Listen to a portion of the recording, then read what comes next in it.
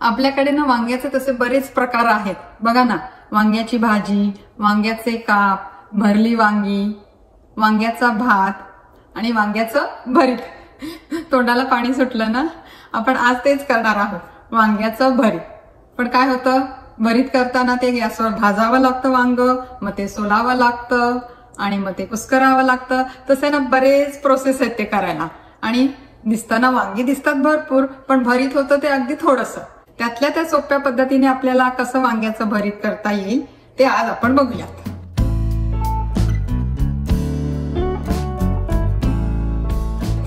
चला तर मी तुम्हाला आधी त्याचं नेहमीप्रमाणे साहित्य दाखवते। वांगी, कांदा, लसूण, टोमॅटो, एक छोटासा मुळा, जिरं, मोहरी, हिंग, हळद, मीठ। इथे मी ही कोकोनट पाम जागरी घेतलेली आहे, थोडासा गूळ घेतला तरी चालेल। फोडणीसाठी तेल, भाजलेल्या शेंगदाण्याचा कूट आणि मिरच्या, कोथिंबीर, कढीपत्ता आणि हे आपले नेहमीप्रमाणे फेवरेट मोड आलेली मेथी। हे अजून एक सिक्रेट इन्ग्रेडियंट आहे, ते काय आहे ते आपल्याला शेवटी घालायचंय आणि मी तेव्हाच तुम्हाला ते सांगेन। आता ही वांगी आपण ना ओव्हन मध्ये भाजून घेणार आहोत। गॅसवरती भाजली तरी चालेल, पण काय होतं, गॅसवरती भाजली ना की तो गॅस खूप खराब होतो आणि साफ करण्यामध्ये खूप वेळ जातो। म्हणून त्यातल्या त्या सोपा उपाय म्हणजे वांगी ओव्हन मध्ये भाजून घ्यायची। तुमच्याकडे जर का टोस्टर ओव्हन असेल ना, त्याच्यामध्ये पण तुम्ही टोस्ट करून ती वांगी भाजू शकता, चांगली भाजली जातात। आता हे वांग आतून खराब नाहीये ना हे बघून घेण्यासाठी या कांद्याला अशी एक चीर द्यायची आणि चेक करायचं खराब नाहीये ना। बघा छान आहे हे वांग। आणि बाकीच्या साईडला याला टोचे मारून घ्यायचे, म्हणजे काय होतं ओव्हन मध्ये ना ते फुटत नाही। समजा ते फुटलं, हे टोचे मारले तर ते फुटत नाही, आणि फुटलं तर सगळा तो ओव्हन साफ करत बसावा लागतो। आता ह्या सगळ्या वांग्यांना आपण वरून तेल लावून घेऊयात। या ब्रशनी लावायला ना सोपं पडतं, हात नाही तर सगळे तेलकट तेलकट होतात। आणि इथे ना कायम थंडीच असते आणि त्यातल्या त्यात मला जरा जास्तच थंडी वाजते, सारखे हात धुतले जातात, म्हणून हा ब्रश बरा पडतो तेल लावायला। या ओव्हनच्या ट्रेला पण तेल लावून घेऊयात।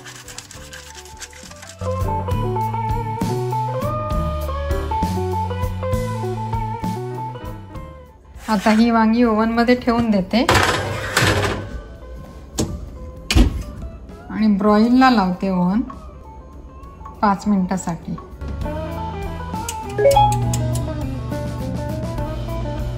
5 मिनिटं झालेत, उघडून बघते, चेक करायचं मधून, नाही झाले अजिबात तर परत एकदा लावते ब्रॉईल वरती।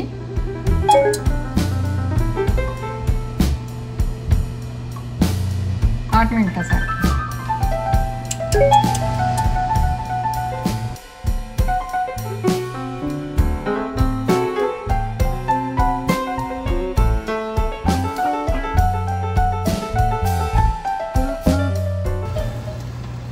बंद करून तसंच ठेवून देते, ते अजून गरम आहे, मी कॅन्सल केलंय ते ब्रॉईलचं।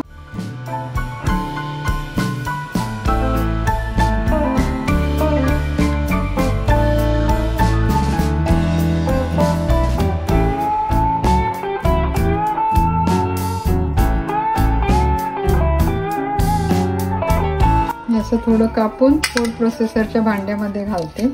आता हे फूड प्रोसेसर मधून बारीक करून घेते।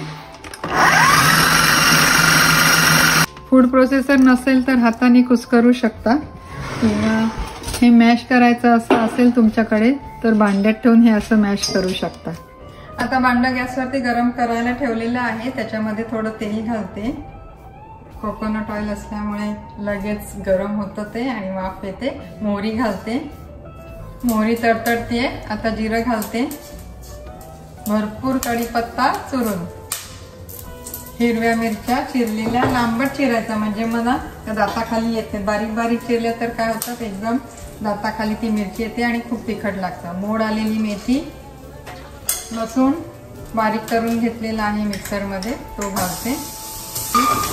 लसूण हलवून घेते, थोडा जरा खरपूस होऊन द्यायचा लसूण, काही नाही करायची करायला। आता त्याच्यामध्ये बारीक चिरून घेतलेला कांदा आणि बारीक चिरून घेतलेला मुळा, एकदम बारीक बारीक कापायचा मुळा, तर हलवून घेते। हळद, हिंग।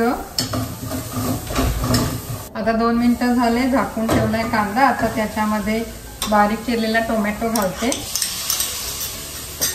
आणि हलवून परत झाकून ठेवून देते 2च मिनिटं। आता झाकण उघडते आणि त्याच्यामध्ये आपण बारीक करून घेतलेलं ते वांग घालते।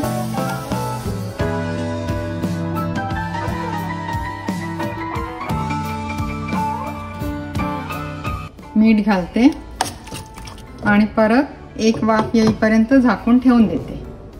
आता झाकण उघडते, त्याच्यामध्ये ही कोकोनट पाम जागरी टाकते। गुळ घातला तरी चालेल, थोडासा गुळ घालायचा आणि हे भाजलेल्या शेंगदाण्याचं कूट।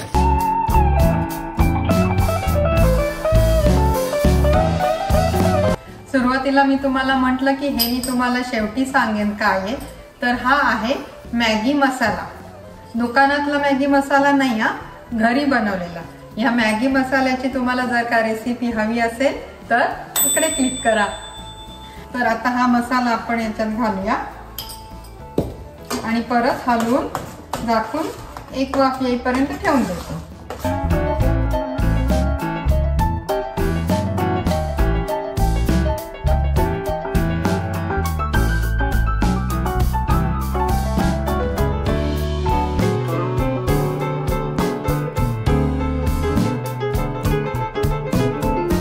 आता हे भरीत भाकरी बरोबरही छान लागतं, भाताबरोबरही छान लागतं। मी आज बार्नयार्ड मिलेटचा भात केलेला आहे, त्याच्याबरोबरही खूप छान लागतं। तुम्ही ट्राय करून बघा एकदा। चला आता मी लागते नेहमीप्रमाणे माझ्या पुढच्या हेल्दी रेसिपीच्या तयारीला। तोपर्यंत तुम्ही मस्त खा आणि स्वस्त रहा।